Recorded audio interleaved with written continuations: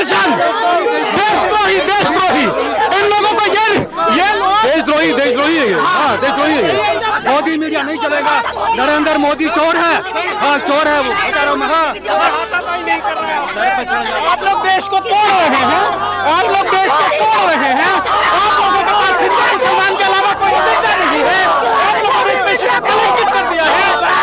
पत्रकारिता का पता है, न आपको लोकतंत्र का पता है, न आपको संविधान का पता है, और आप जैसे लोगों के कारण पत्रकारिता पर हमला होता है।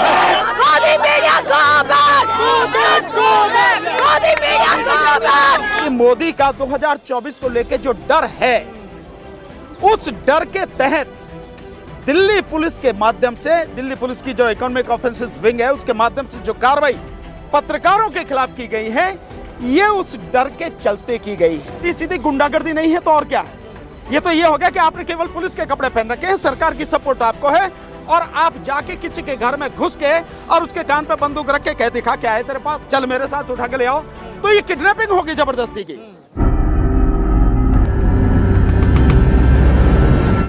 आप जो पूछ रहे हैं पत्रकारों को, ये सीधे सीधे सरकार का, और सरकार भी कहना बेकार रहेगा, मैं सीधे नाम ही लेके बोलता हूं कि मोदी का 2024 को लेके जो डर है, उस डर के तहत दिल्ली पुलिस के माध्यम से, दिल्ली पुलिस की जो इकोनॉमिक ऑफेंसेस विंग है उसके माध्यम से जो कार्रवाई पत्रकारों के खिलाफ की गई है, ये उस डर के चलते की गई है।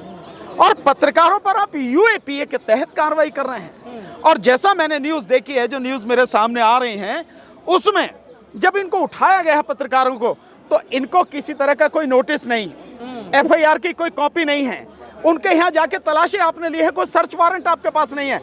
मतलब ये सीधी सीधी गुंडागर्दी नहीं है तो और क्या है? ये तो ये हो गया कि आपने केवल पुलिस के कपड़े पहन रखे हैं, सरकार की सपोर्ट आपको है, और आप जाके किसी के घर में घुस के और उसके कान पे बंदूक रख के कह दिखा क्या है तेरे पास, चल मेरे साथ उठा के ले आओ, तो ये किडनैपिंग होगी जबरदस्ती की। ये स्थिति है। कारण बहुत सीधा है कि जो लोग इस सरकार का सच दुनिया के सामने रख रहे हैं, इस सरकार की जितनी भी गड़बड़ियां हैं और जितनी भी इस सरकार ने आर्थिक अपराध किए हैं और जितने भी तरह के अपराध किए, उनको जनता के सामने ला रहे हैं। और ये किसी हालत में मोदी चाहता नहीं है कि कुछ भी उसका सच लोगों के सामने आ जाए और मोदी सबके सामने नंगा हो जाए, क्योंकि अगर वो नंगा हो गया तो 2000 अभी ये जो चुनाव होने वाले 4 राज्यों में, इसमें क्या हाल होना है उससे पता लग जाएगी। और इसके बाद लोकसभा का चुनाव होना है, तो किसी भी हालत में सच सामने ना आ जाए, कोई बोलता हुआ नजर ना आ जाए।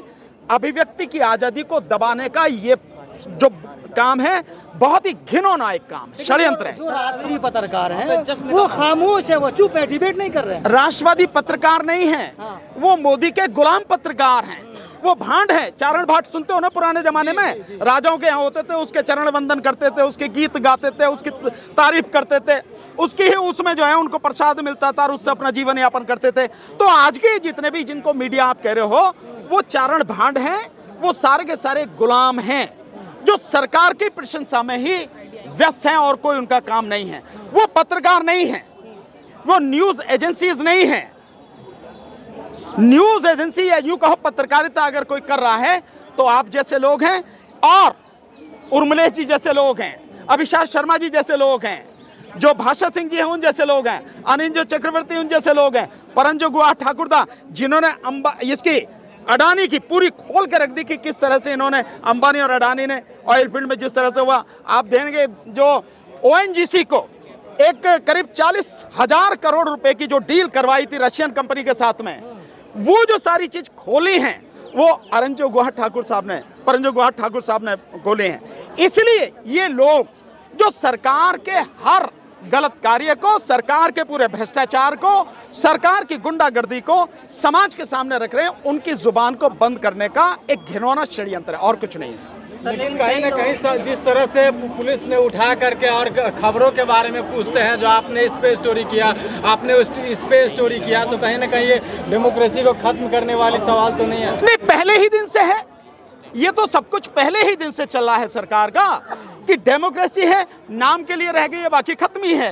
हर तरह की जो भी बात है सरकार ही कर रही है, बिना इमरजेंसी की घोषणा किए। इमरजेंसी लागू है इस देश में, किसी को भी चाहे आप उठा के बंद कर लो, किसी के खिलाफ झूठी एफआईआर कर दो, किसी को जेल भेज दो। और क्या हो रहा है? इरफान के खिलाफ क्या है? वो कार्टूनिस्ट ही तो है, उसने एक कार्टून ही तो बनाया है। उस कार्टून के आधार पर आप उसको उठा के ले आ रहे हैं। और ये सारी चीजें हैं क्या? इन सब ने किया क्या है?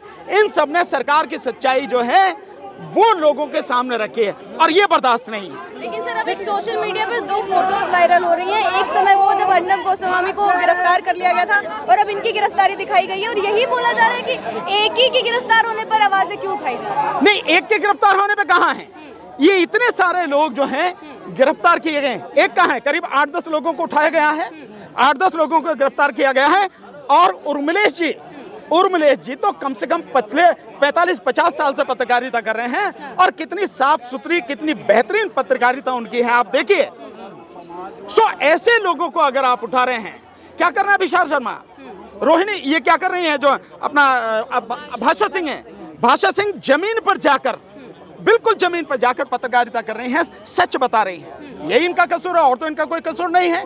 लेकिन मोदी को किसी भी हालत में सच पसंद नहीं है, सच से मोदी की टांगें कांपती हैं, इसलिए वो जो डर है। और अब चुनाव सर पे हैं, इस दौरान ये सच्चाई लगातार बाहर आएगी तो निश्चित रूप से जो उसकी सत्ता में, जो सत्ता की उसकी हवा से, उस पे निश्चित रूप से रोक लगेगी। इसके लिए सारे इन्होंने देश को बांटने का, देश को तोड़ने का काम किया है, और ऐसे लोगों के खिलाफ ये नागरिक धर्म है कि खड़ा हुआ जाए। आप लोगों ने इस पे कलंकित कर दिया है। आपको पत्रकारिता का पता है, ना आपको लोकतंत्र का पता है, ना आपको संविधान का पता है।